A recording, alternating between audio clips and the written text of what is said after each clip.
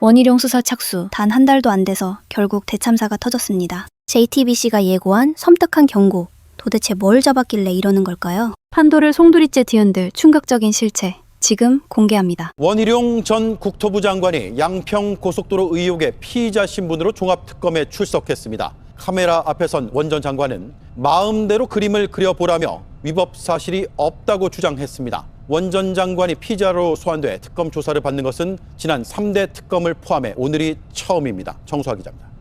원희룡 전 국토교통부 장관이 지지자들에 둘러싸여 인사를 나누면서 2차 종합특검 사무실에 출석했습니다. 위법 사실이 없다면서 자신의 혐의를 부인했습니다.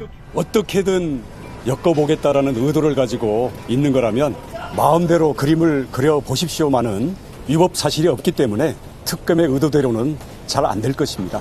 원 전 장관이 특검에 소환돼 피의자 조사를 받는 건 처음입니다. 원 전 장관은 2023년 서울 양평고속도로 종점을 기존 양평군 양서면에서 김건희 씨 일가 토지가 있는 강상면으로 바꾸는 데 관여한 의혹을 받고 있습니다. 지난해 김건희 특검이 수사에 나섰지만 수사 기한이 끝나 마무리 짓지 못했습니다. 사건을 넘겨받은 종합특검은 2차례 소환 통보했지만 해문부재로 송달되지 않자 압수수색에 나서 출석 요구서를 직접 전달했습니다. 원 전 장관은 소셜미디어에서 1년 동안 출국 금지한 채 괴롭혔다며 털어봐야 먼지 하나 없으니 언론 플레이로 빈손을 덮으려는 것 아니냐며 반발하기도 했습니다. 종합특검은 원 전 장관이 국토부 내부 회의에서 원안대로 하라고 지시하면서 대안으로 가면 수사를 받을 수 있다는 취지로 말했던 국토부 관계자의 진술을 확보해 종점 변경의 위법성을 인식했다고 보고 있습니다.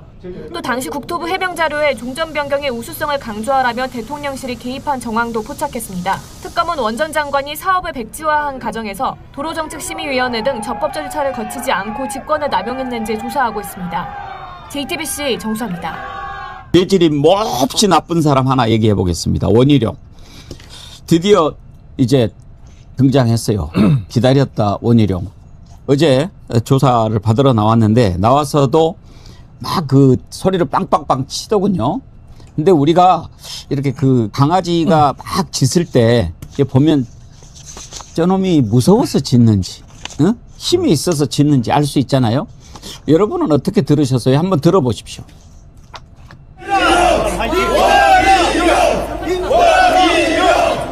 1년 넘게 고속도로 특혜를 추진했다고 수사하다가 도저히 안 되는지 이제 와서는 수사 대상을 중단한 백지화 선언으로 바꿀 모양입니다. 어떻게든 엮어보겠다라는 의도를 가지고 있는 거라면 마음대로 그림을 그려보십시오만은 위법 사실이 없기 때문에 특검의 의도대로는 잘 안 될 것입니다. 노선 변경할 때 김건희 여사 일가 토지가 관련돼 있다는 거 알고 있었어요. 자, 나중에 하겠습니다. 우리가 이제 저걸 보면서요. 오세훈도 법률가입니다. 원희룡도 법률가죠. 원희룡은 또 유명하지 않습니까? 뭐 사실수석에다가 뭐 이렇게. 그런데 이제 또 하나 공통점은요. 자칭 일타 강사들. 그러네요. 그런데 지금 이야기하는 것을 딱 들어보면 제가 아까 오세훈 이야기했을 때 오세훈 이야기하고자 하는 바가 뭔가 이건 증거로 볼 수 없는 것들인데 그 증거를 가지고 나를 유죄를 인정했으니 다투겠다라고 하는 거죠.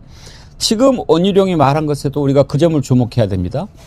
나를 이걸로 털털 털다가 안 되니까 지금 백지화 가지고 해보겠다라고 그림을 그리는 것 같은데 해봐라 안 될걸? 그 얘기거든요. 신유진 변호사님, 백지화. 나는 그건 정치행위다 이렇게 주장하려는 걸까요? 그렇죠. 이제 아무래도 이제 사실 이 문제가 됐던 게 지금 마지막에 기자도 질문을 했지만 그 노선을 변경한 자체가 너무 기가 막힌 일 아니었습니까? 노선을 변경할 때 김건희 일가 땅이 있는 걸 알았냐 몰랐냐 이제 이런 질문을 하지 않습니까? 근데 대답을 안 해요. 못 하죠. 노선 변경 자체가 문제가 있었다는 거를 국민들이 이제 공분을 했고 거기가 김건희 일가 땅이 있을 뿐만 아니라 그거를 아예 그냥 거기를 개발을 해가지고 거다 그 주택을 완전히 짓는 그렇게 주택 사업을 하려고 했기 때문에 그게 노선 변경이 중요한 건데 결국 그거를 하려다가 그게 문제가 돼서 들고 일어나니까 그 백지화한 거 아닙니까?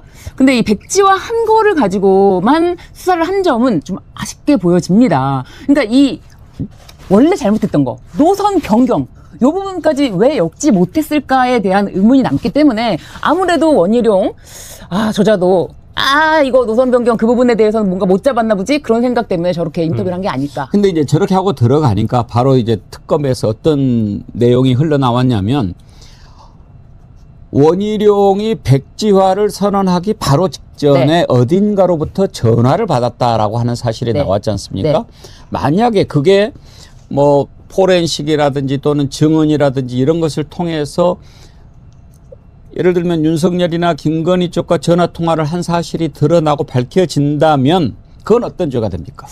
그러니까 이제 직권 남용으로 일단 피의자로 입건된 상황입니다. 직권 남용 혐의입니다. 그런데 이 뭐 원점 재검토. 근데 김건희 입장에서는 사실상 이걸 백지화하고 싶었던 욕심이 아니라 추진을 잘 문제 없이 잘 하도록 하는 게 욕심이지 않습니까? 그러니까는 지시가 이거를 백지화시켜라는 지시가 명확하게 떨어졌을까? 이제 그런 점 자체가 약간 의문이긴 한데 원점 재검토, 원안 재검토라는 것에 대해서 자신이 무시하고 이거를 아예 원점 재검토, 원안 재검토라는 거를 삭제시켜버리고 삭제시켰다는 것까지 발표가 나왔으니까요, 특검에서. 자신이 직권을 남용한 것이 되기 때문에 특검의 논리에 따르면 직권남용죄에 해당합니다. 만약에 근데 지금 뭐 어제도 제가 뉴스에서 봤는데 그때 당시에 국회에서 그 국토부 차관인가 뭐 이렇게 준비를 하고 있는데 일단은 백지화 얘기는 없었다는 거예요. 원안대로 가는 걸로 네. 그렇게 가는 걸로 이렇게 정리가 딱 됐는데 어딘가로부터 전화를 받고 백지화. 그런데 푸른 물결 우웅식님 원유령 저자 백지화 할 때 눈가라고 지금하고 다르네 그랬는데 맞아요. 그때 당시에 얘가 예지력은 있습니다. 다음 정부에서 하십시오. 막 그랬어요. 다음에 정권이 바뀔 걸 미리 안 거지. 그렇죠. 네. 그 백지화 했을 때 그때 한번 들어보시죠. 김건희 여사님 땅이 거기 선산을 옮기지 않는 한, 그것을 처분하지 않는 한 민주당의 이 날파리 선동이 끊이지 않을 것이기 때문에 저희는 그 원인을 제거하겠습니다. 다음 정부에서 하십시오.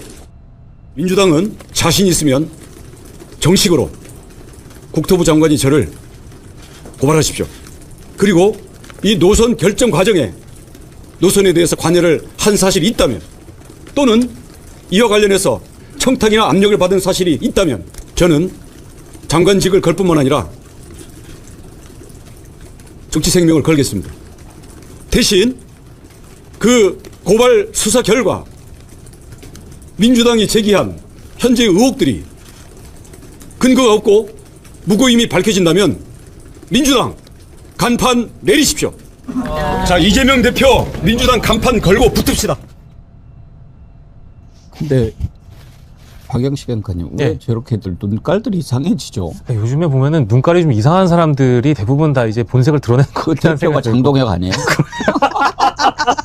그거는 뭐 다른 정치계 원로들도 눈깔이 점점 이상해지는 것 같다 이런 말씀 하신 거 제가 인터뷰를 봤는데 실제 보면은 저 때도 저랬던 것 같아요. 그러니까 지금 이제 제가 봤을 때는 그 1차 이 민중기 특검에서 조사했을 때 국토부 서기관하고 그 도로공사였나요? 거기까지는 어쨌든 직권남용 혐의를 통해서 기소하는 것까지는 설계가 됐는데 그 윗선에 대한 그 의혹을 규명하는 데 어떤 실체, 고리, 아까 얘기하셨던 누구로부터 전화를 받았고 어떤 내용을 하달받았기에 이런 결론까지 이르게 된 건지에 대한 그 입증이 좀 부족했던 것 같습니다. 그래서 지금 이제 2차 종합특검에서 하려고 하지만 저도 사실은 아까 신유진 변호사 말씀하신 대목 중에 이 사업 백지화라는 것이 직권남용에 해당하느냐에 대한 여부를 판단하려면 그 명확한 증거가 좀 필요할 것 같다. 지금 저기에서 주장하는 것은 국토부 장관으로서 이 사업을 원안 재검토하고 백지화하는 거에 대한 의사결정이 과연 나의 직권을 남용한 것이냐에 대한 그 법리 싸움을 할 거기 때문에 그거를 누가 지시했고 누구를 지휘했고 그 만약에 그 부당한 지휘가 실제 김건희라면 이거는 문제가 좀 달라지겠죠. 근데 다만 그 증거를 찾을 수가 있느냐 입증할 수 있는 문제가 있다고 봅니다.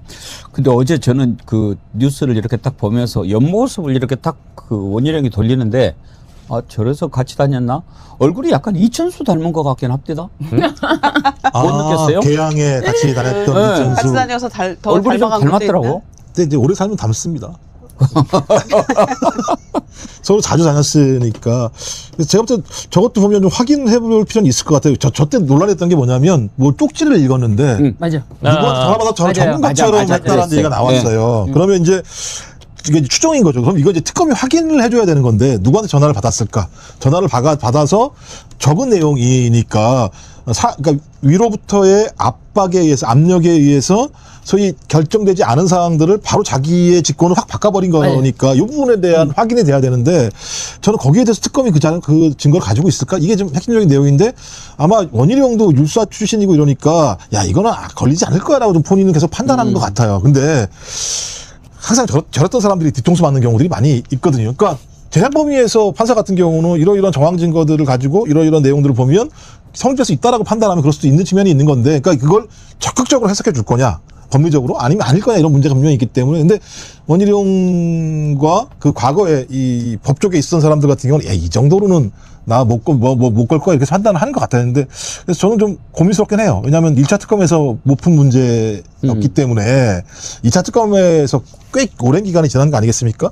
저게 될 수 있을까라는 생각이 들어서 좀 회의적이긴 합니다만 이럴 때일수록 2차 특검이 진짜 좀 뭔가 좀 명백한 좀 내용들을 만들어내게 되면 지금까지 2차 특검에 대해서 좀 논란이 많잖아요. 이것저것 논란이 많고 뭐 판판이 지금 구속영장 다 기각되고 이런 게 있으니까 요번에 좀 반전의 기회를 삼아줬으면 좋겠다 이런 생각이 들긴 하는데 저도 뭐 법조인이 아니기 때문에 쉽진 않다라는 느낌이 들긴 합니다. 직권남용이라는 혐의에 대해서 이제 많은 국민분들이 언제부턴가 막 외우기 시작하셨잖아요. 예. 그러니까 그 의무 없는 일을 사람에게 행하게 한다라든지 이제 그런 것들이 그 직권남용에 해당하는 건데 지금 백지화라는 그 행위 자체가 장관의 재량이냐 아니냐 이제 요 대목을 판단을 해야 되는 거죠. 그게 맞는 것 같고 그리고 실무자들한테 그러면 이걸 백지화를 시킬 수 있게끔 니네들이 이런 행위를 해라라고 명백한 지시라는 내용이 있느냐 이제 이런 것들을 판단하는 거겠죠, 변호사님? 네네.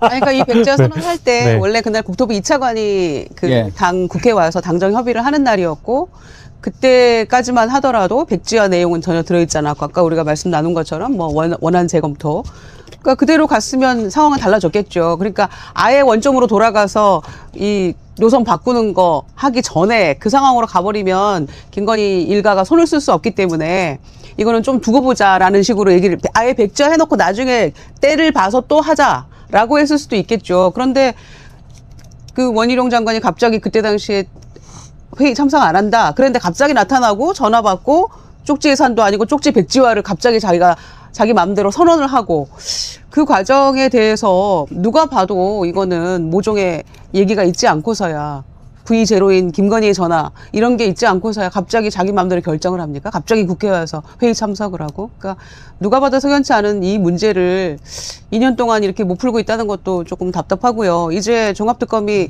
한 달 연장된 거거든요. 그럼 8월 24일까지인데 이 부분에 대해서 명백하게 증거를 잡아낼 수 있을지도 좀 걱정이 되긴 하죠. 사실 김건희의 스타일상 그냥 백지화 일단 하세요. 이렇게 했을 것 같아요. 일단 김건희 하고 스타일상. 좀 봅시다. 이랬을 것 같아요. 일단 백지화 하세요. 이렇게 했을 것 같아요. 왜냐하면 김건희는 그러면은 뭐 만약에 원점으로 돌아가면은 원점으로 재검토돼서 정확하게 따져보면 자기 땅에 안 들어가잖아요. 그렇죠. 그러니까 김건희 스타일은 아예 그냥 완전 뭉그러뜨려 놓은 다음에 그 다음에 다시 도모하려고.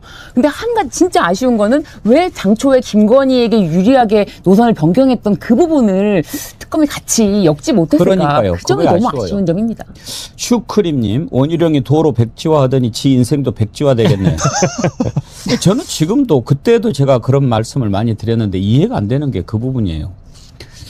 원희룡 하면은 그래도 나름 막 그 원희룡 남경필 또 누구였어요? 남원정.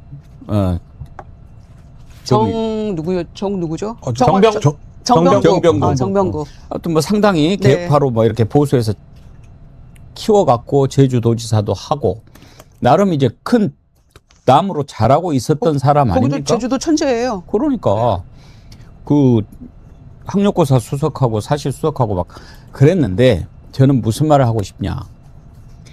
물론 이제 권력욕이 있겠죠. 그리고 공교부 장관 하고 아마 뭐 이런저런 것 좀 잘 해주면은 총리도 하고 대선 주자로 좀 발돋움할 수 있겠다 생각을 했겠죠. 그래도 그 정도 경력을 쌓고 국회의원도 해보고 그랬으면 적어도 똥인지 된장인지는 구분을 해야 되지 않나요? 그런데 아마 제가 생각하기에는 원희룡은 나중에 알았을 것 같아요. 왜냐하면 인수위 때 이미 종점을 변경을 해버렸으니까 그러면 야 이거 어떻게 된 거야? 이거는 아닌데 이건 큰일 나는데 그래가지고 오히려 자기의 미래가 걸려있는 문제이기도 하고 그러니까 여기에 내가 몰빵을 하는 것보다는 이거를 좀 잘 풀어야 되겠다. 이렇게 가야 그게 현명한 처신이지. 아니 그냥 거기에다가 머리 들이받고 나 김건희 윤석열을 위해서 내가 죽어버릴 거야 뭐 이렇게까지 했다는 게 이해가 안 가요. 근데 다 보시잖아요. 한동훈 보셨잖아요. 장동혁 보셨잖아요. 그 사람들 하는 행동이 상식적이라고 생각하십니까? 근데 왜 그렇게 비상식적인 행동을 할까? 예를 들면 어느 정도 그때 마찬가지겠죠. 내가 이렇게 장관을 하는데 내가 지금 V0랑 관계가 좋아요. 이 상태로 계속 가서 누르고 가면 대권 후보 될 수 있다고 생각하겠죠. 그러면 대권 후보가 대권을 가질 수 있다고 한다면 중간쯤에 뭐 이런 것들에 다 치고 가면 상관없다고 생각하는 사람들이 많은 거죠. 전 장동혁도 지금 마찬가지입니다만 왜 울고 가겠습니까? 끊임없이 울고 가서 하는 이유가, 그러니까 저는 권력이라고 하는 그 정점에 올라갈 수만 있다면 그 중간에서 벌어지고 있는 사소한 건 아니죠. 이런 문제가 되게 예를 들면 위법적이고 불법적인 일 같은 경우도 그거 별거 아니야 라고 생각하는, 예를 들면 이런 일들이 반복적으로 벌어지기 때문에, 그러니까 저는 앵커님께서 진짜 너무 상식적이고 정의로우시다. 그렇지 않은 인간들이 부지기수로 정치권에 많이 있다. 우리는 그런 사람들을 눈으로, 그리고 또 기자생활 오래 했으니까 다 나 보잖아요. 수진하다고 놀리는 거죠. 그런 게 아니라 주가 조작 자체는 이제 거의 뭐 사실인 것 같고 누가 어디까지 개입되느냐가 이제 핵심이잖아요. 또 이제 원희룡 전 장관이 예를 들면 이런 삼부토건 주가 띄우기 위해서 포럼 이렇게 거기 참석해갖고 막 이렇게 야부리가니 뭐라고 얘기를 많이 했는지 요런 거가 이제 핵심이고, 그 다음에 그 주가 조작의 이익을 본 사람들, 그러니까 좀 쌀 때 사갖고 막 띄운 다음에 판 사람들 계좌 털면 끝나는 거 아니에요? 그렇죠. 근데 그 사람들 계좌만 있을 리는 없는 거고, 네. 사실은 삼부토건은 우리나라 그 큰 기업 내지는 상장 기업이 경영권을 넘기는 패턴은 똑같아요. 네. 근데 대단히 이례적인 형태로 넘어가요. 그래서 이게 진짜로 경영권이 넘어간 게 맞냐. 그러니까 조남욱, 조성옥, 이일준 네. 뭐 이렇게 넘어가는 형태가 이 통상 우리나라에서 있었던 경영권 그 넘기는 이른바 M&A 과정하고는 완전히 틀려요. 네. 그래서 그것도 이상한 것이고, 원희룡 장관, 추경호 당시 경제부총리, 이 사람들을 다 움직일 수 있는 사람이 누구냐? 결국엔 뭐 딱 두 사람밖에 없는 거죠. 이게 네. 우크라이나 재건 사업은 네. 2023년 봄에 그와 관련해서 우리나라에서 뭐 일면 톱 기사도 며칠 연속으로 나고 그랬었는데, 네네. 아직도 전쟁 안 끝났잖아요. 그러니까 그렇잖아요. 재건... 근데 마치 그때는 곧 끝날 것처럼, 네. 그리고 그래서 우리가 우크라이나 재건 사업에 적극적으로 참여를 해서 여기서 돈을 많이 벌 수 있을 것처럼 맞아.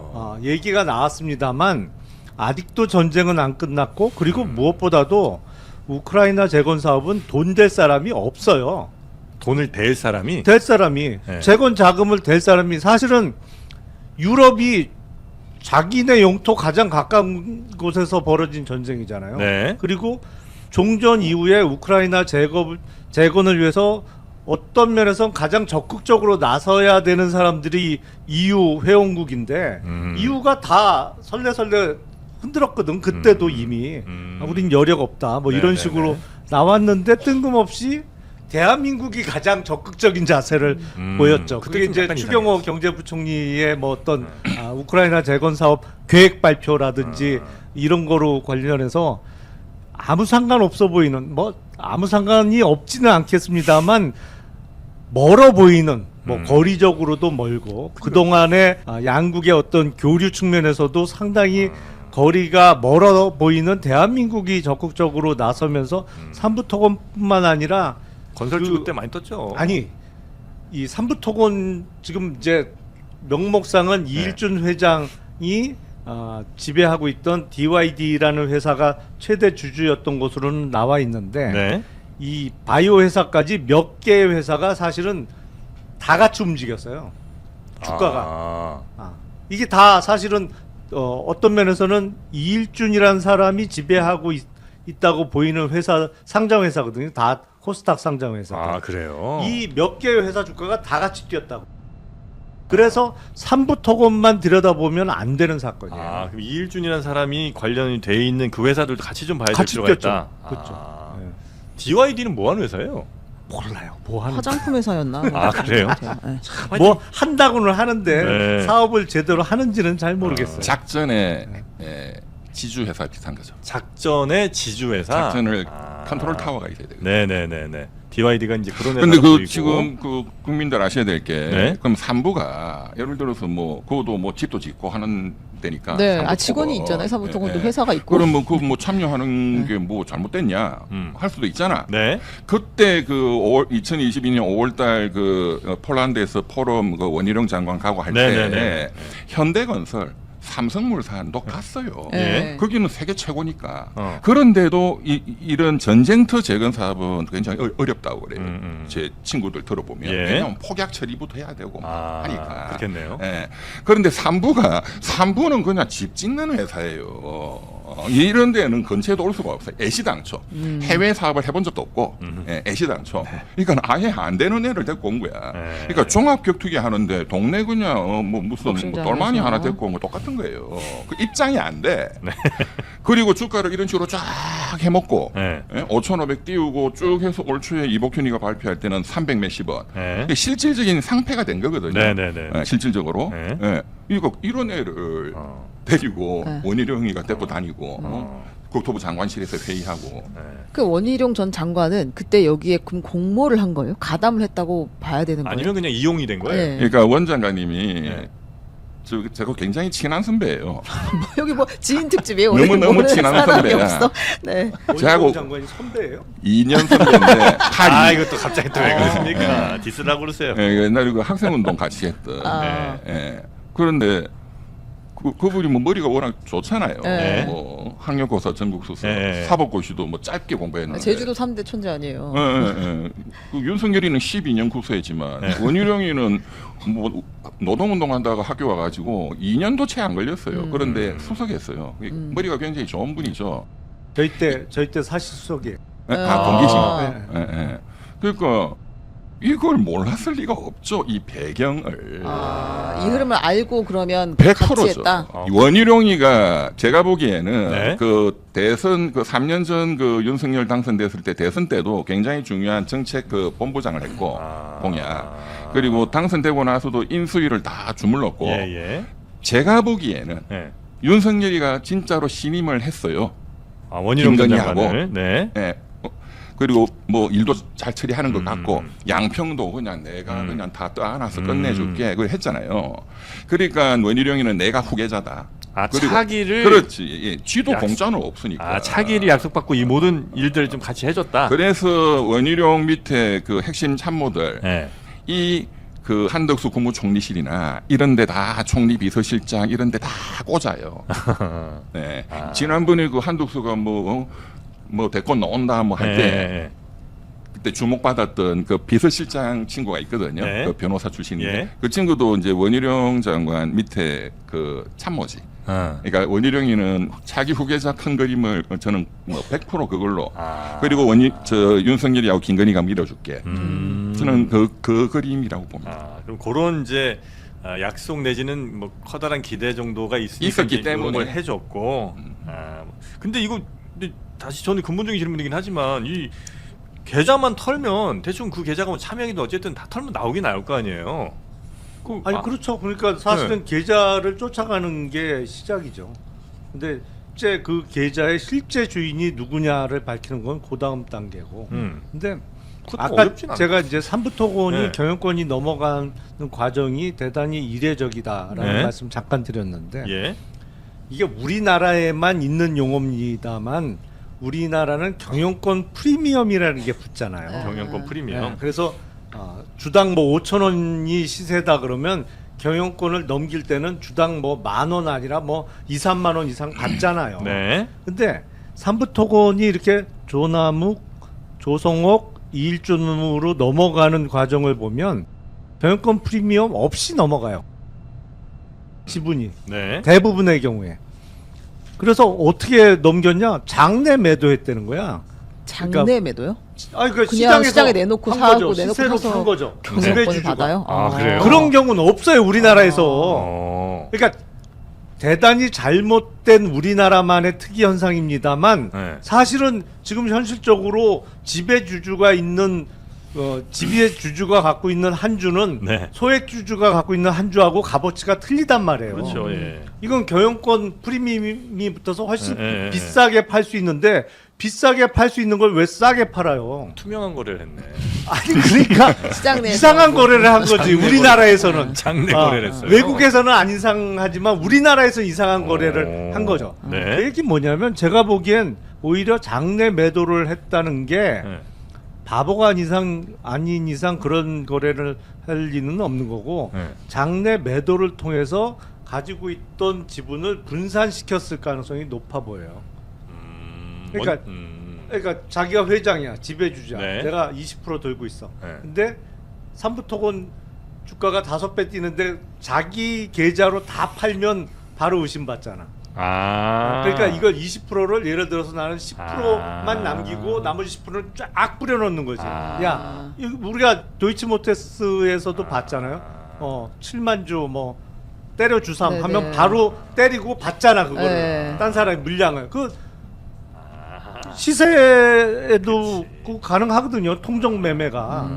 그러니까 그런 가능성이 의심을 매우 피하기 높아 위해서. 보여요. 그러니까 그래서 사전에 쫙 분산시켜 놓은 거지 지분을. 그래놓고 그래서 제가 예. 조조이가 네, 한 팀이다. 그러니까 그러면서 5배 뛰는 과정 어디선가 팔았을 가능성, 그 가능성이 높아 보이는 거죠. 참, 원래 이제 그 주가 조작하기 좋은 회사들이 보면 거래 별로 없고, 왜냐면 이제 딴 사람들이 막 활발하게 거래하는 이런 계좌 안 되잖아요. 그러니까 거래 별로 없는데 가격 좀 안 비싸고 뭐 이럴 때 이제 참 주가 조작하기가 편한 거 아니겠습니까? 아니 그런 이제 종목이기도 그거는 하고. 매집 단계에서 편한 그쵸. 거고. 네. 그리고 나서 이제 쭉 올라가네. 그리고 이제 개미들이 따라붙기 시작하면 이제 거기서 그렇죠. 터지는 거. 그러니까 이제 요런 삼부 토건을 기획을 누군가가 해서 그 기획 그림 그린 사람은 누굴까요? 그 원희룡 장관은 아닐 거고. 아니 그림 그린 사람은 아까부터 얘기를 하셨으니까. 근데 이제 그러면 본인의 이익은 뭐예요? 윤석열, 김건희 부부도 같이 여기 뛰어들어서 돈을 벌었다는 거예요? 아니면은 그냥 뭐 은혜를 갚은? 김건희는 지금 특금 크게 3개. 네. 하여간 김건희 관련된 일은 다 전부 다 돈이에요, 돈. 사업을 한 거라고. 마피아. 그러니까 마피아예요. 국가를 운영한 게 아니라 그냥 본인들의 그렇죠. 계좌를 굴렸다. 그래서 윤석열 씨가 그 지난 대선 때 저는 그 단어를 듣고 굉장히 놀랐는데 이 선거가 최고의 패밀리 비즈니스 아니냐는 표현을 했잖아요. 패밀리 비즈니스. 야, 이 양반 골 때리네. 패밀리 비즈니스. 네. 그러니까 김건희 또 김건희 위에 이제 진짜 이제 그림 그리는 사람이 있는 거예요. 김건희 머리에 이런 게 되는 건 아니고. 그리고 김건희 이제 그다음에 행동대장이 이제 윤석열 해서 이렇게 뭐 원희룡 등등등등. 이게 돈입니다 결국 마약도 돈이고. 근데 이제 본인이 그거를 벌었어야 되잖아요. 그럼 여기 차명 계좌가 들어가 있다. 원희룡이는 돈을 받는 게 아니고 말씀드렸지만 차기 권력을 받는 거예요. 그다음에 김건희 윤석열은. 김건희는 사업가니까. 그럼 그 사람한테 뭔가 계좌가 차명이든 뭐 이런 식으로 있었을 거라는 거예요? 그러니까 이제 이 전체 팀은 위에 있는 그림자 이제 드러나겠지만 거기는 그 계좌가 저쪽이든 이쪽이든 상관이 없어요. 한 몸이 한 몸. 그런데 이게 이제 드러나니까 그 말씀드렸지만 23년도부터 이런 삼부 작전이 있고 마약이 있고 하는데 그거를 덮어버리고 이게 말이 안 나올 수가 없잖아요. 금융감독은 금융위에서 저한테도 엄청 얘기를 많이 마약은 뭐 몰랐지만 그런데 마약도 새 나가기 시작했거든요. 검찰에서부터 이거 덮었다 위험하다. 그러면 24년도 되면 이제 점점 커지잖아요. 그래서 저는 비상계엄이라는 거를 이제 그래서 영구 집권을 이제 계획했다. 그거 봐야 설명이 돼요. 여태까지는 뭐 명태균 게이트 뭐 그까지 그거 해봤자 김건희 징역 몇 년 오겠어요. 그 뭐 찌란 거. 그런데 이걸로는 설명이 안 돼. 와 이거 가지고 군대를 국가의 반란을 일으켜?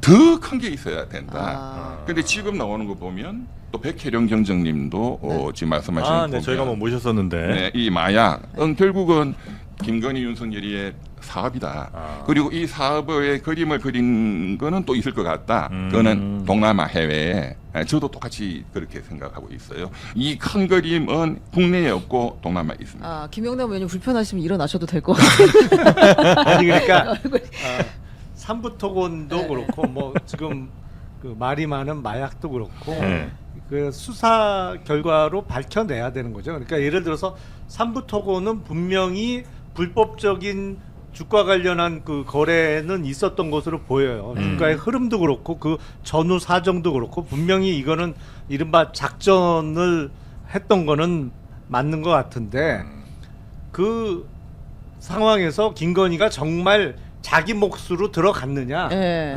나 차명 계좌라도 이용해서 뛰어들었느냐. 싸게 매집하거나 아니면 받아서 주가가 5배 상승할 때 차익 실현을 했느냐, 아니면 작전을 하는 사람 중에 아주 친한 사람 내지는 거절할 수 없는 사람으로부터 부탁을 받고 뭐 예를 들어서 젤렌스키 그 영부인과의 회담이라든지 원희룡 장관이 그 포럼 갈 때 그 삼부토건 대표이사를 동행한다든지 뭐 그런 그 행동을 부탁을 받고 해준 거냐, 아니면 자기가 계산의 주체냐, 이거는 수사가 수사를 돼야 해봐야 된다. 되는 거죠. 네. 정말 늦었지만 원희룡을 드디어 압수수색했습니다. 양평. 너무 늦게 해. 왜냐면 원희룡 씨가 2번이나 폐문부제. 근데 이분이 좀 재밌는 게 내가 죄가 있다면 날 잡아가라 그랬거든요. 그래놓고서는 근데 폐문부제야. 미친놈 아니야 이거. 나를 잡아가라 그래놓고 잡으러 갔더니 없어. 뭐야 이게? 오마카세 먹으러 간 거지. 아니, 심지어 잡으러 간 것도 아니야. 나와서 조사 좀 받으라고. 그래, 조사 받으라고 이제 그 서류를 보낸 거지. 근데 그거 접수를 안 해 근데. 그것조차 안 받는데 뭘 잡아가라고. 그건 좀 심했어. 접수를 안 받는 거. 얘가 뭐 출신이라고? 검사 출신이야. 이게 또 오마카세 출신 아니었나요?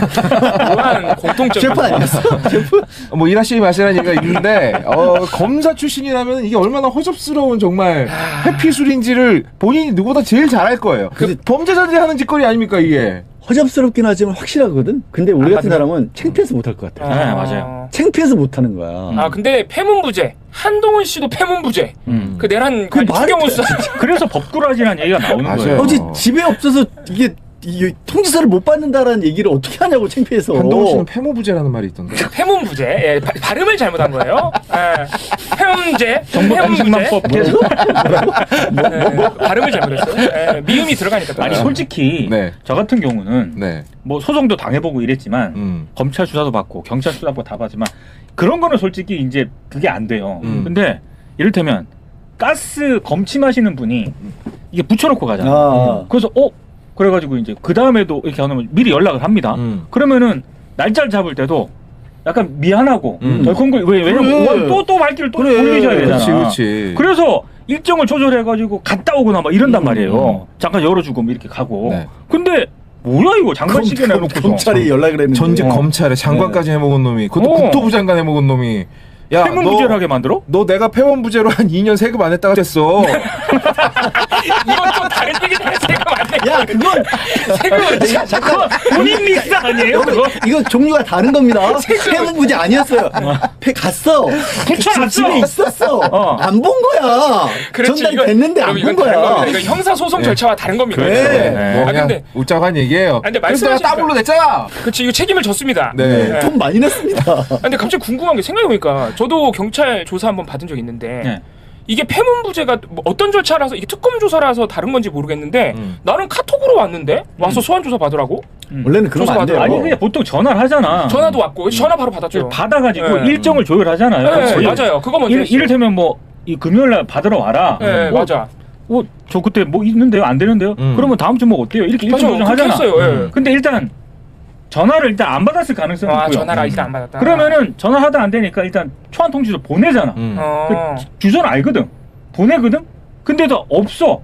그 다시 돌아오잖아. 안 받으니까. 그렇게 한 2번 걸치니까 무슨 말인지 알았다. 이제는 안 되겠다 해가지고 압수수색 영장. 그러니까 전화를 순진하게 내지는 보통 사람은 상식적으로 받아주는데 받았지. 원래 전화는 받아야지. 전화 안 받을 거면 전화기 뭐로 들고 다닙니까? 그러니까 법적으로는 전달이 안 된 거예요. 전화는 통신 연락수단이 아닌 거예요. 공식적인 수단이 아니니까. 그러니까 무슨 말인지 알았습니다. 그러니까 이게 원래 이쪽 업계 종사자가 제일 진상이라니까. 맞아. 뭐든지 그래. 그걸 아는구나. 전화 뭐 문자 이런 거는 공식 그 인정되는 수단이 아니란 걸 알고 보통 전화상으로 조정을 해가지고 일정 잡아서 갑니다. 10명 중에 9명 그렇게 해요. 근데 이 법을 안다는 사람들이 꼭 이런다. 그거 이용하는구나. 답답하다. 진짜. 그러니까 우리 같이 그냥 평범한 사람들은 열심히 조사받고 열심히 세금 내고. 그렇지.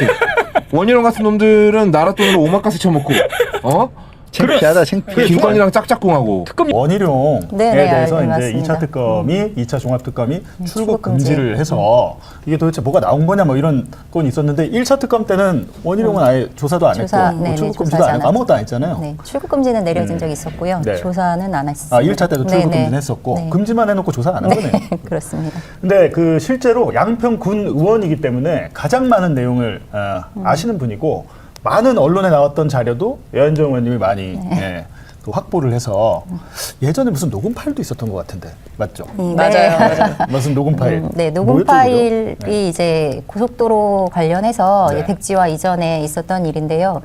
종점 변경에 대한 뭐 문제 제기가 그 지역에서 많이 있었고. 그 문제에 대한 단서를 제가 녹음하는 과정에서 공무원하고 업무 보고 받는 녹음이었어요. 그래서 통상적으로 그 업무 보고는 제가 함께 참여를 했고, 그 기록되신 녹음을 한 거였고 이것을 제보를 했는데요. 거기에 그러니까 종점 변경이 양평의 요구로 시작되었다라는 주장을 원희룡이 계속 해왔기 때문에 그거에 대한 진실을 확인하기 위해서 공무원하고 업무 보고를 받았고 그 내용을 제보했는데 이게 또 품위 유지 의무 위반이라고 해서 제명을 시킨 그러니까 일이 있습니다. 양평군 의회가 당시 그러니까 지금도 국민의힘이 많은 모양이죠? 7명 중에 5명이 국민의힘입니다. 저희는 2명. 그래서 제명을 시켜버렸어요? 네, 제명이 됐었고 이거 소송해서 승소해서 복직했습니다. 복귀를 하셨는데 원래는 올해 1월만 해도 보니까 양평군 두 출마를 하겠다고 기사가 나왔는데 지금 뭐 쉽지 않은 상황이라고. 출마 포기했습니다. 출마 포기를 했고요. 이렇게 제가 지금 돌이켜 보니까 그 서울 양평 고속도로 이전과 이후로 삶이 완전히 바뀝니다. 그래서 맞아요. 네, 사실상 많이 탄압을 받고 있는 것 같은데요. 그 일환으로 그 최재형 목사님 초청해서 시국 강연에 연 것을 검찰이 문제 삼아서 인지 수사로 기소를 했고. 여기에 인지수사로 고소고발도 아니고 없었습니다. 고소고발 없었고 당시에 이제 전국에 한 20여 곳에서 최재형 목사님이 비슷한 강연을 했고 더 수위 높은 발언도 하셨다라고 직접 말씀하셨는데요. 그 여주 양평 사건만 문제를 삼았고 인지수사를 했고 저희는 이제 검찰이 보복 편파 기소를 했다라고 생각하고 있습니다. 윤석열의 검찰이 수사해서 맞습니다. 재판에 넘긴 거죠. 맞습니다. 그래서 그 사건으로 벌금 1,000만 원이 선고됐어요. 유례 없는 일이라고 하더라고요. 그래서 사실상 현실적으로 출마는 어려울 것 같다라고 생각해서 출마 포기했습니다. 깔끔하시네요. 굉장히 힘든 결정인데 사실. 깔끔해요. 원래 이렇게 뭐 지직한 사람들 있거든요. 끝까지 한번 해보려고. 지적거리는 사람들 있죠. 그래서 제가 윤세현 소장 같았으면 포기 안 하지. 사실 나는 머리 깍지. 단식 투쟁하죠. 단식을 한번 해봤잖아요. 단식을 했고 단식한 이후에 제명이 됐었고 그 제명보다 이게 더 크더라고요. 그래서 사실은 당에 또 이제 누가 되고 싶지 않았고 다른 훌륭한 분들 계셔서 저는 출마 포기했습니다.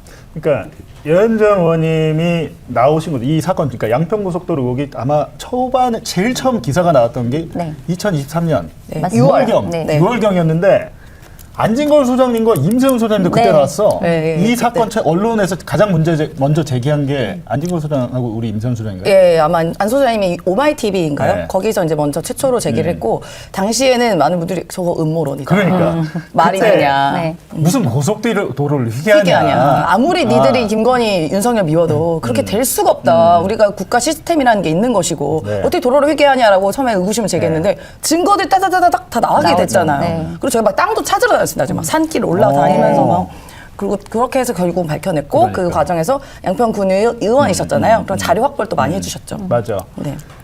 이거 우리가 다 벌써 잊어버렸어요. 맞아요. 저희도 저도 오늘 하면서 너무 오래됐는데 이랬더니 거의 한 조금 있으면 3년인데 2023년 6월에 처음에 안 소장님하고 뭐 임세훈 소장님 막 국회에서 막 기자회견하고 이럴 때 에이 막 이랬단 말이야. 심지어 뉴스타파에서 그걸 취재했어. 취재했는데 뉴스타파에서도 딱 떨어진 증거가 없는 거야. 그래가지고 뉴스타파 보도 안 했어요. 그리고 나중에 내가 엄청 물어했지. 야 이걸 했었어야지. 그렇지. 라고 했고 그 이후에 언론에서 좀 관심 갖기 시작하고 몇 달 후였던 것 같아요. 맞아요. 6월에 얘기했고 한 8, 9월? 8월 정도에 7월에 백지화를 했기 때문에 7월 6일에 백지화를 했기 때문에 저희도 양평에서도 7월 8일부터 그 단식 농성하면서 농성을 시작했습니다. 287. 아니 근데 진짜 웃긴 게 지금 생각해 보면 문제가 없으면 하면 되잖아요. 근데 그렇죠. 원희룡 국토부 장관이 이걸 네. 안 하겠다고 백지화를 네. 해버리잖아요. 나 기분 나빠 안 할 거야 이렇게 된 건데 김건희 스타일인 것 같아요. 아니 제가 그때 보니까 제 기억에는 저희가 이제 이게 막 공론화가 안 됐을 때 저희가 계속 방송에서 이야기를 했고 그 과정에 이제 의원들이 붙으면서 좀 커졌어요. 강득구 의원님, 그다음에 한준호 의원님, 그다음에 이소영 의원님까지 이제 붙어지면서 맞아, 세 분이 제일 열심히 했지. 네, 그러면서 이 세 분이 뭐 이렇게 국토부 쪽 사람들 불러다가 이제 막 그 질문하고 조사하고 막 이렇게 하면서 또 커졌고 그러다 보니까 이제 이게 들통이 하나씩 나고 있는 거예요. 근데 제가 볼 때는 갑자기 원희룡이 그날 갑자기 발끈해가지고 전면 백지화를 하겠습니다라고 했는데 그때 뒤에 배석했던 의원들도 놀랐죠. 놀래요. 놀랐던 그러니까 거. 갑자기 발표한 거거든요. 근데 왜 갑자기 발표했냐? 전 이거 김건희가 전화했다고 생각합니다. 그랬을 가능성이 그때 있죠. 그때 전화 받으러 막 나가. 맞아요. 그때 주머니에서 쪽지 같은 거를 쪽지. 보는 장면도 쪽지를. 있었고, 그러니까 백지화 하겠습니다가 아니라 백지화 하라고 이렇게 얘기하기도 했어요. 그래서 백지화를 지시 당한 게 아닌가라는 의혹이 들죠. 그렇죠. 이게 저희가 그때 나중에 취재해 보니까. 그러니까 원래는 이런 일을 하려고 하면 적어도 양평군청에서 먼저 요청을 하거나 그렇죠. 이거 도저히 안 됩니다. 지역 민원이 많아서 바꿔주셔야 됩니다. 라고 했으면 대선 때 이미 인수위원회에 이게 갔어야 된다고 그러더라고요. 네. 근데 그런 얘기가 한마디도 없었는데 그냥 인수위원회에서 갑자기 생긴 일이다. 네, 이렇게 된 맞습니다. 거잖아요. 네. 양평군에서 이 논의가 한 번도 없었어요? 없었습니다. 주민들 민원 이런 것도 네, 없었어요? 네. 일단 이게 예비 타당성을 어렵게 통과한 사업이에요. 그리고 뭐 2조 원 가까이 드는 국책 사업이고요. 네.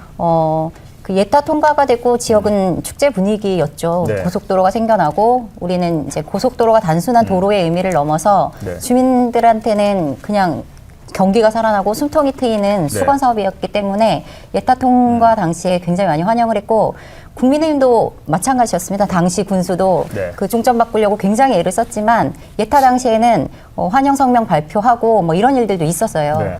근데 갑자기 이제 원희룡 장관이 종점을 변경을 한 것을 2023년 5월 8일에 또 어버이날인데 어버이날 선물하듯이 국토부 홈페이지에 공개를 합니다. 그러니까 네. 지금 그래픽을 보니까 2021년 4월에 네. 양서면 종점 원안이 맞습니다. 이게 원래안이 네. 통과가 된 거네요. 네. 이게 예타 통과했단 말인가요? 네. 그리고 2020년 7월이니까 윤석열 취임 한 달 뒤에 네. 두 달 뒤인가요? 두 달 뒤에 국토부가 양평군청에 고속도로 검토 의견 요청. 네. 그러니까 원래 전혀 논의되지 않았던 게 네네. 의견을 달라고 네. 국토부에서 한 거고 8일 만에 종점 변경안을 양평군청이 제시를 네. 합니까? 네. 그러니까 7월 저때에 그 관계기관 협의 요청을 한다고 도로공사에서 국토부 공문을 가지고 양평군에 내려옵니다. 그래서 그 의견을 제시하라라고 했는데 지금 발표된 노선, 당시에 발표된 노선으로 3개의 노선이, 새로운 노선이 그려져서 제시가 되는데 저희 8일 만이라고 되어 있는데 6일 만에 변경을 합니다. 그래서 제가 공무원하고 그 녹음된 내용도 이게 어떻게 가능하냐, 6일 만에. 6일 만에. 네, 6일 만에 바뀌어 있었고 그 중에 하나가 병산리 노선이 포함돼 있었던 거예요. 그래서 이거를 군에서 했을 리가 없다라고 저는 지금도 확신합니다. 그러니까 네. 딱 집으면 그러니까 네. 야 한 3개만 그려와 이 중에 네. 우리가 선택하는 걸로 네, 할게 네, 이렇게 변경할 때 그런 것 맞습니다. 같고 2023년 5월에 네. 강상면으로 종점이 변경이 되고 네, 두 달 만에 네. 원희룡 장관이 백지화를 하는 거죠. 백지화를 네. 하면서 사실 저 백지화가 일을 더 키웠어요. 맞습니다. 네. 저거 안 했으면 그냥 우유하무역 쓱 넘어갔을 수도 있고 그게 안이 1, 2, 3이 있었다고 하잖아요. 네. 적어도 이제 기본 구성은 갖춘 거거든요. 안을 제시했었으니까. 네. 물론 이 강상면으로 간 김건희 땅 쪽으로 간 곳이 제일 구렸어요. 네, 돈이 제일 많이 들고 아니 구리단 말이 돈이 많이 비용이 드는 많이 들고 이 공사 굉장히, 기간이 길어지고 적합한 전문 용어. 그렇죠. 아, 그런가요? 길이도 길어지고. 네, 이게 이제 오래돼서 두 번째 CG 한번 보여주시면 그러니까 양서면으로 원래 가는 게 원안인데 그걸 확 내려가지고 강상면으로 갔다. 네. 인 거죠. 네. 근데 양서면으로 간 게 예비 타당성까지 다 다 어렵게 통과한 다 해놓고 통과한 노선은. 뒤늦게 바꾸면 예타 다시 받아야 되는 거예요? 맞아요. 네, 당연하죠. 네. 노선이 총 노선이 55%가 바뀌는 거예요. 네. 그리고 사실상 양평 구간은 100%가 다 바뀌는 거예요. 그리고 저 다리를 건너야 6번 국도 정체가 해소가 되는 거예요. 그러니까 그게 전혀 해당하지 않는 그 고속도로 건설 사업의 목적 자체가 바뀌는 노선이라고 저희는 계속 주장을 했고요. 사실상 길이가 2km 늘어나고 비용도 약 3천억 가량 늘어난다라고 저희는 추산했습니다. 그러니까 근데 원래는 양서면 종점을 한 게 네. 강원도 쪽으로 빠져나가고 맞아요. 네. 춘천이나 이쪽으로 네, 빠져나가는 거 연계성 때문에 저렇게 했는데 맞습니다. 그걸 확 내렸는데 네. 강상면 쪽에 김건희 일가의 땅이 또 엄청 있었던 많이 거죠. 있으니까 당연히 이제 의심을 네. 부를 수밖에 없었어요. 그렇죠. 그러니까 양서면으로 종점이 결정된 이유는 첫 번째는 6번 국도 정체 해소였고요. 네. 그쪽으로 강원도 가는 차량이 다 몰리니까. 그리고 장래에 서울 양양 고속도로랑 연결하겠다라는 그 국토교통망 계획 속에 연계되어 있었습니다. 근데 양평에 차는 진짜 많이 막혀요. 주말에 팔당댐 뭐 팔당댐인가 네, 대교 맞아요. 있는데 팔당대교. 네. 두물머리랑 막. 두물머리. 네. 거기 가지면 맞아요. 거의 주말에요. 제가 뭘 봤냐면 한번 저도 양평 땅 찾아다니면서 주말에 이제 오고 가는 일이 많았었는데 그 터널 들어간 입구에 써 있어요. 정체 구간 시작된가 화장실 빨리 어디서 찾아서 그렇게 가라고. 써 있죠. 네, 그렇게 써 있어요. 그리고 이제 친절하네. 양평에서도 그 두물머리 내려가는 그 양수 IC부터 두물머리까지 2시간 소요 이렇게 써 있어요. 그러니까 극 정체 구간입니다. 특히나 주말에는. 그러니까 저걸 이렇게 양서면으로 해서 그런 것들을 해결하려고 했는데 네, 그렇죠. 그걸 강상면으로 내리면 아무 관련이 없게 되나요? 김건희 땅이 있죠. 강상문으로. 그러니까 그런 정체 해소에 별 도움이 안 되는. 사실상은 그렇죠. 다리를 건너지 못합니다. 강상으로 네. 종점이 바뀌게 되면 이 원안에 있는 대교가 없어지는 거예요. 그렇기 때문에 사실상 6번 국도 정체랑은 관계가 없습니다. 그래서 이제 우리 임세훈 소장님, 안진걸 소장님 열심히 찾아가지고요. 그래픽 3번 보시면 이걸 또 찾아내요. 네, 이 여현정 의원님하고 네. 변경된 노선 종점 인적거리에 김건희 일가와 회사가 보유한 부동산 29필지, 네. 축구장 5개 크기 확인 이렇게 돼 있네요. 근데 저 때 제 기억이 나는데 2023년 8월에 제가 기사를 씁니다. 저 필지 정보를 가지고 감정평가를 해요. 네, 맞아요. 네, 부동산 감정평가를 네. 했는데 가장 보수적으로 했을 때 125억 나왔거든요. 그러니까 변경 시세가 반영되지 않은 네. 현재 그 감정평가를 가장 보수적으로 125억인데 저쪽으로 변경이 되면 최소 뭐 몇 배가 뛸 거 아닙니까? 그렇죠. 예.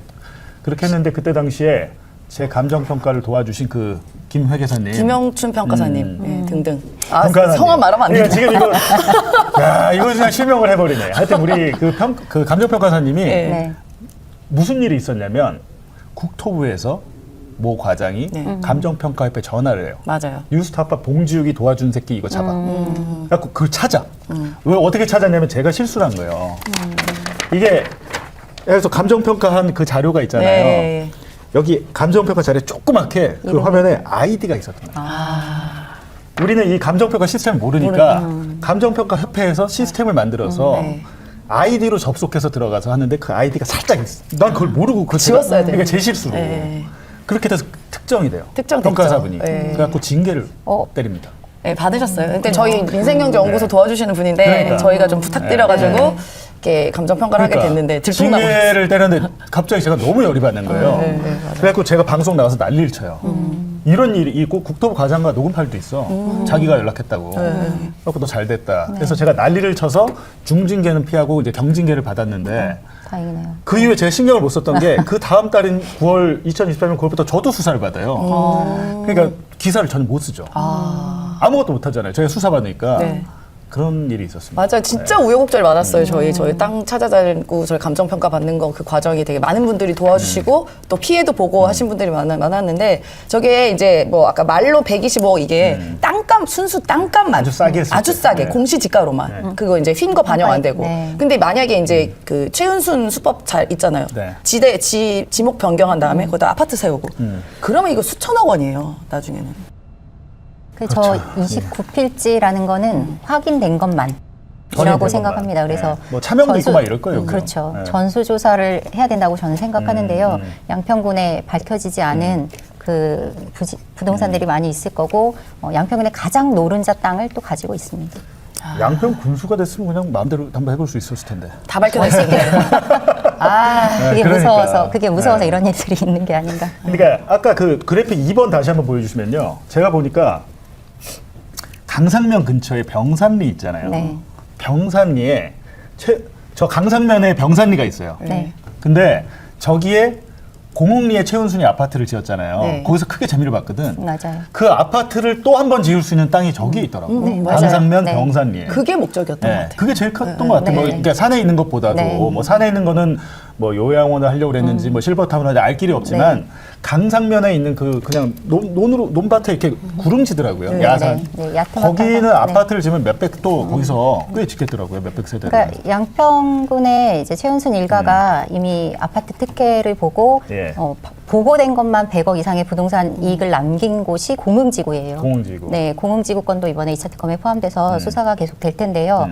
그그 공흥지구 시즌 2를 계획하고 있었다라는 의심이 충분히 듭니다. 그게 가장 크죠. 네. 그리고 김건희의 오빠 김진우가 전원주택 계획 PPT를 만들었었고 이게 만들어졌다라는 사실이 드러나기도 했습니다. 예. 1차 특검에서도. 1차 특검에서. 네네, 김건희 특검에서. 근데 1차 특검에서 양평고속도로 관련은 진척이 그냥 거의 안 되고 그냥 끝났어요. 네네네. 국토부 직원들까지만 수사되고 종결이 됐었고요. 그런데 이제 특검 종결되기 전에, 그러니까 김건희가 본인의 땅에 오는 게 I씨가 아니라 J씨라서 화를 냈다라는 이야기랑 이거 대통령이 시킨 거야. 우리 이거 들통나면 다 감옥 가게 될 거야. 라고 그 직원이 말하는 것들이 좀 발표가 됐었어요. 그래서 그게 뭔가 좀 암시를 해준 것 같고 이제 2차 특검에서 좀 집중적으로 다뤄야 될 부분인 것 같습니다. 그래서 원희룡이 먼저 좀 소환돼서 조사를 받고. 저는 이제 제일 중요한 것은 대통령직 인수위원회 파견을 나갔던 국토부 공무원이 맞아요, 맞습니다. 한 명을 별건 뇌물 사건으로 기소했다가 그게 공소 기각이 됐잖아요. 네, 맞아요. 전 그렇게 하지 말고 잘 설득을 해가지고 원래는 특검법에 플리바게닝 네. 형량거래를 할 수 있으니까 이시원 공직기관 비서관이 이거 해가지고 빠져나갔다고 하더라고요. 최상병 특검에서. 그러니까 그런 사람은 그렇게 해주면 안 되거든. 오히려 그런 사람은 기소를 했어야 되는데 그 국토부 공무원들은 진짜 다 알 거 아닙니까? 그렇죠. 알고 있죠. 그러니까 원희룡이 인수위에서 기획분과를 맡았었고 또 이후에 국토부 장관이 바로 됐었죠. 뭔가 좀 보상받은 게 아닌가. 이 고속도로 관련된 적극 협조를 했고 보상받은 게 아닌가라는 의심이 좀 들고 그 국토부에 인수위와 관련된 인물들이 또 대거 포진해 있었고 그래서 원희룡의 수사가 좀 빠르게 이루어져야 이 땅주인 김건희 일가와의 연관성은 드러날 것이다라고 보고 또 이미 많은 증거들과 진술들은 나와 있다라고 생각합니다. 지금 뭐 민생경제연구소는 이제 관심이 없나요? 아니요, 저희 관심 요즘 좀 덜 오시더라고요. 저희 TF에 이제 저희 김건희 분과에 들어가 있습니다. 맞아요. 그래서 양평고속도로를 가장 중점으로 저희는 좀 해결을 할 거고, 저는 수많은 김건희의 여러 비리들 중에서 예를 들어 뭐 그라프 목걸이라던가 반클리프 이런 건 좀 사소하다고 생각해요. 물론 크지만, 근데 이제 진짜 심각한 것은 이렇게 국가 산업을 자기의 사욕을 위해서 그걸 바꾸고 변경했던 행위들이 제일 크다고 생각하거든요. 그게 대표적인 게 양평이고 더 나아가서 뭐 산단도 얘기가 나오고 있으니까 저는 이번 2차 종합특검에서는 그 부분을 좀 집중적으로 했으면 좋겠다. 그래서 그런 의견도 많이 내고 있습니다. 지금 뭐 민주당의 2차 종합특검 대응 특위 이런 게 있나요? 네. 거기 지금 들어가 계시고. 예. 저희가 일을 많이 하시네. 지금 민주당 뭐 선관위원도 하고 있고. 그러니까요. 대변인도 하고 있고. 저도 이번에 특검에 수석 부대변인. 맞습니다. 뭐 민생경제연구소는 또 수석 소장도 있고. 근데 제가 볼 때 돈 받는 일은 하나도 없어요. 돈 받는 거 하나도 없어요, 저희 집에. 그러니까 돈을 쓰면서 하고 있어요. 그 집에서 좋아합니까? 그래서 다른 데서 이제 열심히 돈 벌려고 하고 있습니다. 벌리지 않을 것 같은데. 저도 TF 같이 들어가게 됐고요. 그다음에 이제 고속도로, 공흥지구 그리고 1차 특검 과정에서 저희는 수사방해로 의심되는 그 공무원 죽음이 있었습니다. 사실은 이 공무원들이 수사를 받는 과정에서 사망하는 안타까운 일이 있었고 그것 때문에 특검 속도가 조금 지연된 것도 있다라고 보여집니다. 맞아요. 그래서 그때 이것도 그게 컸어. 양평군 공무원이 특검 수사 받고 나서 극단적인 선택을 하셨는데 그 뒤에 나온 뭐 유서라는 게 좀 이상해가지고. 네, 맞습니다. 그것도 막 가필이 돼 있고 막 이러니까 김성교 양평군수가 뭐 억울한 것처럼 됐는데 그 부분은 또 뭐 가필이다. 의혹에 휩싸이고 끝났잖아요. 그러니까 특검에 그 좀 강압적인 부분이 있었다라고 종결을 해버렸어요. 근데 그 죽음의 전말을 다 살펴서 수사방해에 해당하는 부분이 있다라는 부분을 밝혀야 된다. 2차 특검에서 밝혀야 된다라고 저는 생각합니다. 그러니까 김성교 양평군수 시절에 이게 있었던 일인데 지금은 국민의힘 의원이고 경기도당 국민의힘 위원장이더라고요. 맞아요. 더 잘 나가. 이 내란 세력 그 정도 해야 시켜주는 거죠? 네. 그러니까. 그리고 본인 스스로 윤석열 검사가 나만 보면 나한테 미안하다고 미안해한다고. 그 얘기도 했는데. 장모님. 장모 허가 잘 내줘서 미안한. 그 본인이 자백 아니야? 그러니까 자백이잖아요. 이렇게 자백을 한 상황에서도 수사 못하고 그러니까 기소가 되기는 했어요. 김성교는 공흥지구 사건으로. 근데 이제 자꾸 이렇게 증거를 인멸하거나 거짓말을 하고 있으니까 이제 구속을 해야죠. 원희룡, 김성교. 그러니까 금액으로 보면 제일 크겠네 이게. 왜냐면 그렇죠. 이거 2조 원짜리. 조단위 사업이니까 2조가 산단보다도 훨씬 큰 일이에요. 그렇죠. 2조가 넘으니까. 근데 이게 진짜 처음부터 이상했던 게 뭐냐면 우리가 이게 KDI에서 원래 분석을 했잖아요. 근데 이게 예타가 통과되기가 너무 어려운 거예요. 이게 뭐 교통량이라던가 이런 부분인데 그게 정성적 평가를 어거지로 반영을 시켰어요. 이게 양평 주민들이 너무 불편한 점이 많으니까 그래서 그런 부분이랑 나중에 이제 이렇게 정말 정성스럽게 이 예타를 했다고 다들 알고 있더라고요. 근데 그러면 이거 예타를 넘어서는 그러한 뭐 조사라던가 그런 발표가 있어야 되는데 이게 너무 허접하게 동해랑 그 당시 한 군데 또 어디죠? 경동이 두 군데서 정말 허접하게 그 예타를 넘어설 수 없는 그런 보고서를 냈는데 그게 홀가닥 채택이 돼버립니다. 그래서 서로 다 자기들이 뭐라고 얘기했냐면 그때 원희룡도 이게 완전 거짓말인 게 뭐 우리는 그냥 그 용역업체가 바꾸라고 해서 바꿨어라고 하는데 국가산업이 일개 용역업체 2개가 바꾸라고 해서 바꿔집니까? 동해 종합기술공사하고 경동 엔지니어링 이 두 군데 있어요. 제가 그때 거기 그 임원이랑 통화도 하고 뭐 보도도 하고 그랬었는데 이분들 나중에 국정감사가 나왔고 이거 말 꼬여가지고 다 이게 진상이 드러났는데 아마 수사 과정에서 이분들은 아마 진실을 얘기할 수 있죠. 왜냐면 자기 인생 볼 일은 아니잖아요. 그렇죠. 누가 시켰는지 정확히 얘기하면 되는 거니까. 그렇죠. 저희가 농성을 오래 했기 때문에 뭐 자료나 이런 것들을 그 과정에서 많이 확보하고 이렇게 보내고 하기도 했는데 그 타당성 조사 보고서를 진짜 꼼꼼하게 읽었어요. 근데 거기에서 그러니까 그리고 결론적으로 한마디로 누더기 보고서예요. 그러니까 수치도 맞지 않고 심지어는 그다음에 앞에 설명한 내용이랑 뒤에 설명한 내용이랑 다른 부분들도 상당히 많이 있었고 그리고 이게 조작되었다는 사실도 나중에 누락되거나 조작되었다는 사실도 밝혀졌고 어쨌든 저는 이 타당성 조사 보고서도 좀 참고가 돼야 된다 수사 과정에 생각합니다. 네. 지금 뭐 칠판에 붙여준 이미지가 뭐냐 설명해달라 이러는데 이게 지금 근데 잡히나요? 이게 안 보일 것 같은데 줌으로? 아까 근데 거의 설명한 근데 계속 얘기를 하고 있는 점이 그래픽으로 본 것 같아요. 그러니까 이게 뭐 회의록도 없고 원본 회수로 인한 자료도 없고.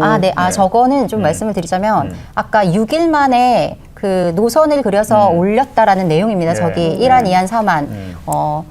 저 중에 이제 병산리 안이 그 2안이고요. 2안으로 존재하는 거고요. 그러니까 양평군에서 관계기관 협의에 의견을 제시했다라고 하더라도 병산리 노선은 두 번째 노선이었어요. 1안이 아니라. 근데 1안은 뭐냐면요. 원래 노선에 IC를 포함하는 거예요. 그러니까 주민들의 요구가 간혹 있었다. 이게 공식 민원은 아니지만 주민들이 좀 불편하니까 IC가 있었으면 좋겠다라는 민원이 간혹 있었다. 그러니까 IC라는 거는 차가 나갈 수 있게. 들어오고 나갈 수 있게. 들어오고 나갈 수 있게. JC라는 거는 나가고 들어오지 못하고 다리만 연결되는. 네네.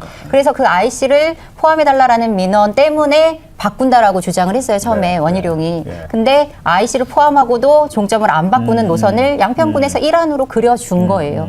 근데 그걸 무시했고 2안을 채택을 했고 그것마저도 6일 만에 그려졌다라고 하는 거는 국토부나 도로공사에서 저 노선을 가지고 왔을 거다라고 저희는 생각합니다. 그러니까 양평군은 뭐 이렇게 핑계를 명분을 삼기 위해서 양평군 핑계를 댄 거지 절대 6일 만에 그릴 수 없는 노선이다라는 거고요. 결국은 나중에 이제 저 두 번째 노선이 2022년 4월부터 이미 인수위 시절부터 이미 계획되고 있었다라는 것들이 밝혀졌기 때문에 그러니까 양평군 때문에 양평군 주민들의 민원 때문에 바꿨다라는 주장은 전혀 거짓말인 거죠. 그러니까 원희룡은 계속 그렇게 주장을 해왔거든요. 그렇죠. 네. 지금 요새 이제 김건희 재판하잖아요. 재판할 때 본적이 나오거든요. 본적이 이제 강상면 병산이 지금 우리가 얘기했던 김건희 본적이 지금 저기 저 노선 변경된데 병산리에 23필지가 있는데 퇴임 후에 혹시 거기다가 그래서 그 춤출 때 성을 지어가지고 그러려고 그랬나? 그 얘기가 있었어요. 그 얘기가 있었어요. 네네. 저 땅에 종교 시설을 만들려고 하는 게 아니냐라는 이제 가평에 뭐 통일교나 신천지 있잖아요. 그 인근인데 그런 얘기도 있었고 실제로 윤석열의 부친이 양평에 묻히세요. 묻혀 있어요. 네. 장지가 양평에 장지가 있어요. 양평에 윤석열 그러니까 부친. 거기 좀 빨리 가려는 거 아니야? 뭐 이런 얘기도 있었는데 그 납골 거기죠. 네, 최은순이가 잠실 쪽에 집이 있거든요. 송파 쪽에 건물 있거든요. 있죠. 네, 건물. 그러면 집도 있고. 이게 잠실과도 연결돼요. 나중에 연결되다 보면 그러면 이제 고속도로가 생기면 이게 30분 만에 주파가 됩니다. 네, 그런 것까지 다. 지금 최은순이 살고 있는 아파트에서 시작합니다. 이 양평 고속도로는. 그리고 최은순 일가의 땅에서 끝납니다. 그러니까 자기의 집과 땅을 연결하는 그 개인 도로죠. 지들의 익스프레스였어. 제가 볼 때는 2차 특검은 이것만 잘해도 요거 남았겠습니다. 맞아요. 집중해서 해야 됩니다. 이번에. 그리고 지금 이 얘기는 그 경산리에 있는 땅이 20필지와 3필지가 따로 나눠져 있어요. 근데 아까 임세훈 선생님 얘기한 야트막한 야사는 공음지구 시즌2를 기획했던 게 아닌가라는 의심이 들고 나머지 20필지는 뭐 선산이네 어쩌네 했지만 선산이 아닌 거 저희가 다 확인을 했고요. 이게 2011년인가 김성교 지금 의원이 군수 시절에 이렇게 지목 변경 다 해준 거예요. 지목 변경할 수 없는 땅을. 아, 김성교 시절에? 그렇죠. 왜냐하면 여기에 지금 그 공사를 했거나 뭐 건축물이 들어오거나 이러지 않았는데 지금 다 대지로 되어 있어요. 많은 상당 부분이. 그래서 그러니까 원래 논이나 밭, 논밭이나 임야였죠. 이런 것들을 대지로 바꾸면 집을 지을 수 있고. 대지와 창고용지 도로로 상당 부분 바뀌어 있어요. 근데 그거를 김성교 군수 시절에 알고 했겠죠, 당연히. 그래서 저희는 이것 또한 의심이 되고 김성교와 원희룡의 관계와 그다음에 모의 이런 것들도 함께 밝혀져야 된다라고 생각합니다. 거기 이제 저희가 그때 땅 갔을 때 보면 되게 희한하고 약간 괴상한 곳이 있었잖아요. 그 김건희가 선산이라고 해서 거기 이제 뒤지러 갔는데 선산은 아주 뭐 위에 있어요. 산 꼭대기쯤에 있고 그 가는 길에 보면은 갑자기 들어가는 입구에 개조심 이렇게 써 있어요. 이렇게 개조심 간판이 있어요. 그건 약간 못 들어가게 하려고 일부러 연막 친 것 같은데 실제 들어가면 개가 없습니다. 개가 없고 갑자기 흑염소 4마리가 막 나와요. 그다음에 무슨 껌 같은 게 있어. 닭도 있어. 좀 되게 이상하지 않았어요? 흑염소랑 칠면조. 네, 이런 것들을 이런 걸 사육하면 보상에 더 유리하다라고 하더라고요. 그래서 사육을 했고 사실 거기에 창고 부지에 그 컨테이너 박스가 하나 있는데 거기에 이제 김충식 씨가 관리를 하고 자주 드나들었다. 그러니까 저희 최근에 갔었거든요. 그래서 창고 안에 들여다봤더니 뭐 도자기, 김충식 씨 사진 이런 거 다 들어 있어요. 그리고 근데 지금은 이제 치웠죠. 그래서 저희는 이제 사진으로는 김충식 수첩이라는 게 거기서 지금 맞았어요. 맞아요. 거기서 나왔어요. 맞죠? 네. 그 수첩도 참 미스터리던데.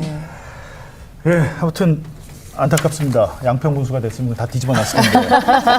뭐 하여튼 다른 다른 분 또 나오시겠죠. 다른 분들. 네, 이제 고속도로 투쟁과 공흥지구 싸움을 같이 했고 개혁 내란 전국에서 열심히 투쟁했던 저희 그 동지들이 많이 출마를 하시고 군수 도전도 하십니다. 그래서 지금 저는 돕고 그 있습니다. 분들이 그러면 민주당 경선에 지금 경선을 하시고 그렇군요. 이거는 진짜 군수가 의지만 가지면 다 파헤칠 수 있겠는데요.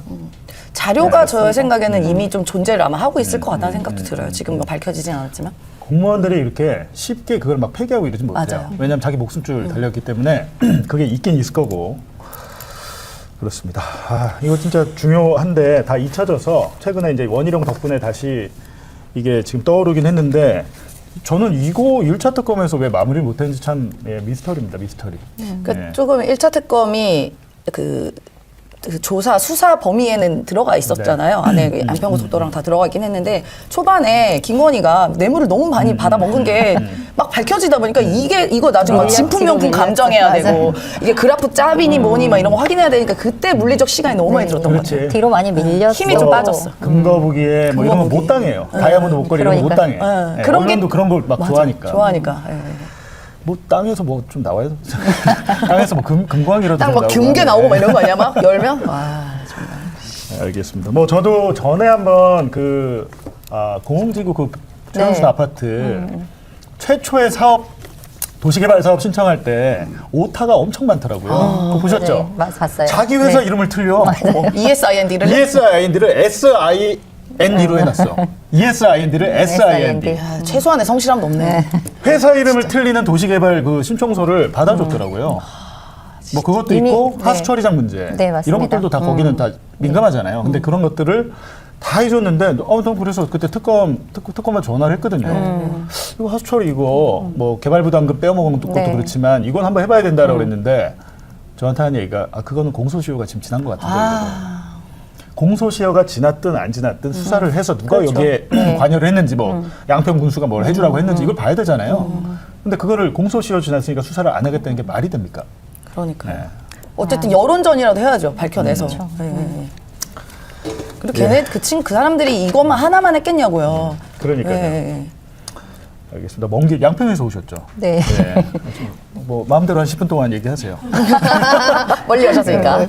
질문을 해주셔야 되는데 일단은 그 김건희 특검에서 공흥지구 개발 비리 관련한 것 중에서도 말씀하신 것처럼 사실은 그 사업 시한을 불법으로 연장해줬고 원래 아파트 건설을 할 수 없는 곳에 허가가 나갔고 그리고 하수 처리 구역으로 사업 시간을 연장해주면서 편입을 해준 겁니다. 그래서 이게 다 사실은 사업 기간을 불법으로 연장함으로써 하수 처리 구역에 편입해주면서 또 이익을 챙겼고 그런데 단 한 가지 개발 부담금을 부과하지 않은 것만으로 기소가 된 거예요. 그리고 그 고속도로 관련해서는 제대로 조사가 안 이루어져서 단 한 명의 기소도 없었고요.